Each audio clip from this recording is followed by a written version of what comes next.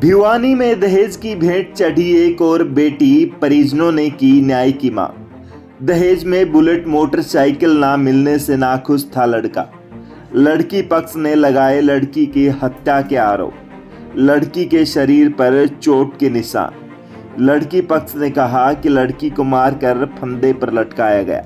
हालांकि पुलिस जांच अधिकारी ने कहा कि फंदे का निशान तो है, लेकिन दूसरी चोटों का कोई निशान नहीं नजर आया।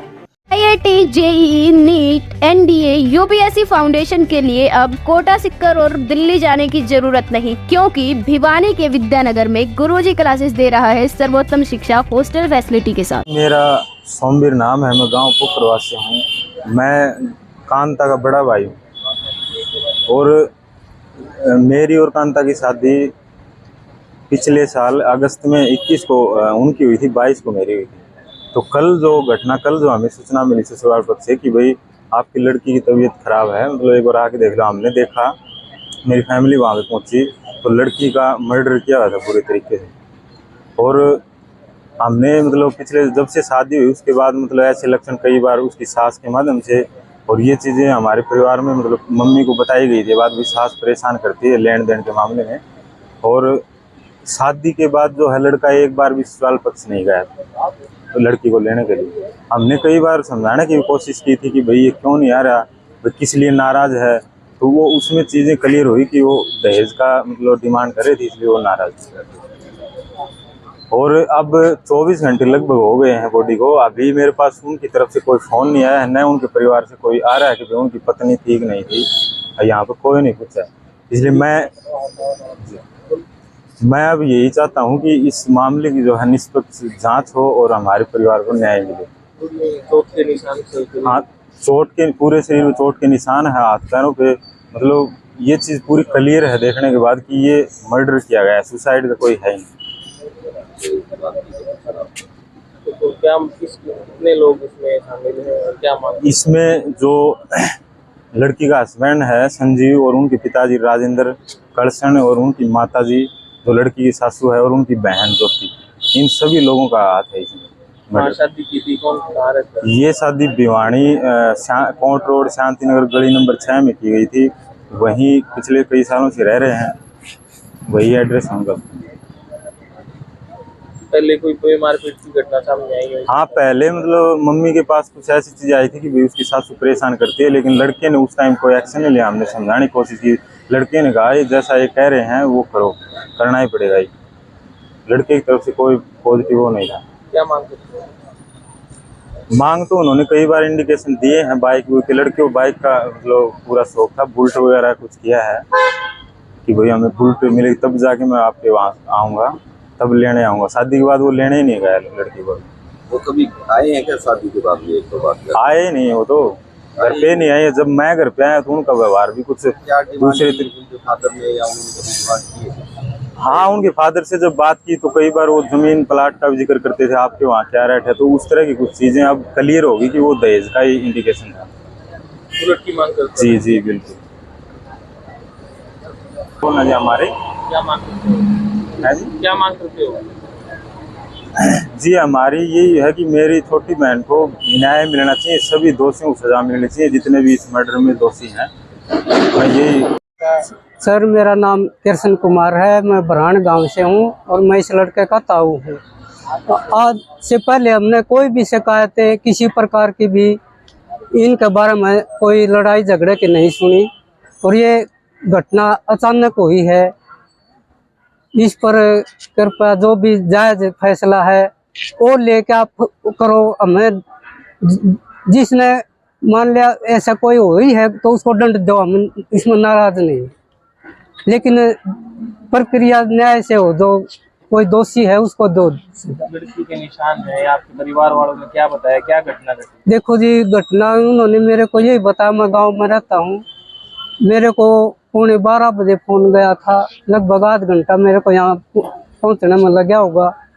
मैं तो ऊपर भी नहीं गया जी, मैं तो गेट में ही बैठा था। आप आए तब भी नहीं गया, मैं आपको गए थे। दहेज मांगा करते इसलिए मर्डर करते हैं? नहीं, देखो जी, कोई दहेज की कोई बात नहीं, कभी भी।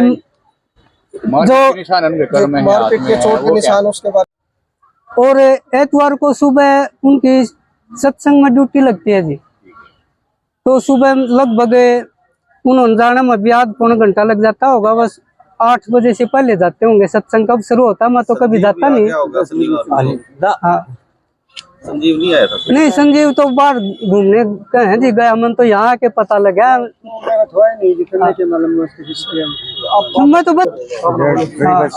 मेरा नाम धर्मपाल है जी, और हमने हमारी बेटी की शादी भी इसी मौके पे की थी जिस समय कांता की शादी हुई, क्योंकि कांता का भाई जो है वो हमारी बेटी को ब्याह है। तो ये बार बार जो है ना, जैसे ही शादी हुई, शादी के कुछ दिन बाद जैसे खुशहाली या बातचीत करते तो कहते वो लड़का जो है ना आ नहीं रहा है। मैंने कहा भाई क्यों नहीं आ रहा है? कहते हैं उस लड़के की मांग है कुछ।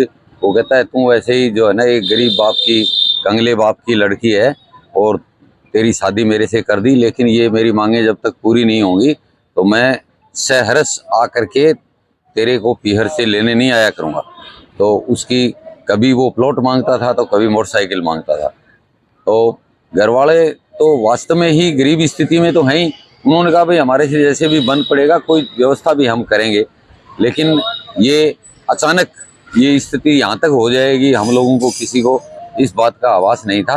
अभी 7 दिन पहले, 1 सप्ताह पहले लड़की को उसने जहाँ कहीं वो ड्यूटी करते हैं वहीं से फ़ोन किया कि तुम अपने आप भिवानी चल के आ जा। तो लड़की अचानक बैठी थी घर, तो वो क्या है कि वहाँ से अकेली ही चल करके और उसको अचानक तैयार होकर के यहाँ आना पड़ा। उसके ऊपर प्रेशर डाला लड़के ने। शायद उसकी प्लान थी कि भाई मैं जो है इसके साथ में कुछ ऐसा करके, और हम लोगों को ऐसा भी डाउट लगता है कि उसके जो व्यवहार है वो कुशल व्यवहार नहीं था। उसने हमारे उस कांता को मतलब जो है उसने कभी भी प्रॉपर जो है मतलब अच्छी खुश मिजाज स्थिति में नहीं रखा। तो हो सकता है उस लड़के के कहीं और कोई अन्य संबंध हो या और कोई मैटर भी हो सकता है। डिमांड तो थी ही थी, इसके अलावा और कोई बात भी हो सकती है, वो पुलिस की इंक्वायरी का विषय है।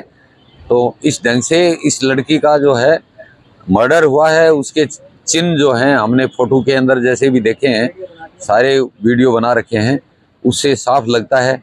फिर दूसरा ये है कि इंसानियत के नाते घर में कोई घटना हो जाती है तो लड़की वाले की तरफ से अक्सर लड़के वाले कहते हैं जी ये बड़ा बुरा हुआ, देखो हमारी भी बेटी थी, ये हमारे घर में रहती थी। मतलब उनकी तरफ से एक नए पैसे लड़की वाले को कोई दुख जताया ही नहीं गया, कोई खेद भी नहीं जताया गया। आते ही नहीं, वो फरार हैं। लड़की क्या मांग करते हो? मांग तो डिमांड तो उनकी मोटर इसी की थी, वे प्लॉट दे दो भिवानी में कोई, या मोटरसाइकिल दे दो, ये मांग थी उनकी। आप क्या मांग करते हो पुलिस से? हम पुलिस से ये मांग करते हैं कि जब तक ये जो है ये इनका गिरफ्तारी नहीं होगी, इनके परिवार के सदस्यों की, वो कहीं भी फरार हैं लेकिन पुलिस की पहुंच से दूर नहीं है, वो उनको गिरफ्तार किया जाए। तो वो खुद नहीं आते तो उनके परिवार वालों को अरेस्ट किया जाए, क्योंकि परिवार वाले इस केस के अंदर शामिल हैं।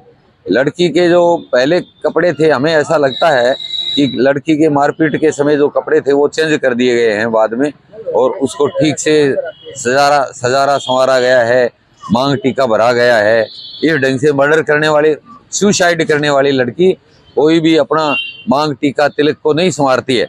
और इन्होंने क्या है कि पुलिस को वहाँ पर बुला करके और वो गहने वगैरह पुलिस के द्वारा हैंड ओवर करवाए गए हैं, ये सिद्ध करने के लिए कि भाई ये केस जो है ना मर्डर नहीं है, ये सुसाइड का ही केस है। तो हमें इस बात पे पूरा मतलब शक ही नहीं है, पूरा भरोसा है इस बात का कि इन्होंने लड़की को जानबूझ के मार के इनको लटकाया गया है।